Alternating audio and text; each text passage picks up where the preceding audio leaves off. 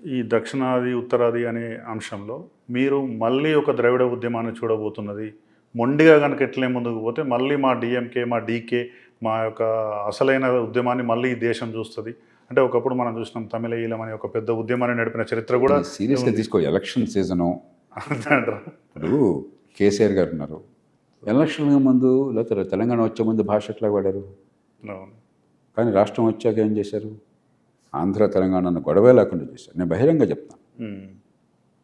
కాబట్టి ఎన్నికల హీట్లో కొన్ని మాట్లాడినప్పుడు మనం అంత తీవ్రంగా పట్టించుకోవాలి అనకూడదు. సంయమనంగా నాయకులు కొంచెం ముందు చూపుతూ వ్యవహరించాలి. కానీ సందర్భాలు అన్నా కూడా దేశ ఐక్యతకు అంత ప్రమాదం ఉండదు. ఆ ప్రమాదం రాకుండా చేయాలి. అదే సమయంలో జాతీయ స్థాయిలో ప్రభుత్వం కూడా ఊరికే పార్లమెంట్లో బలవంతంగా రుద్దడం కాకుండా అవునయ్యా కరెక్టే, మీ సమస్య మీకున్నది.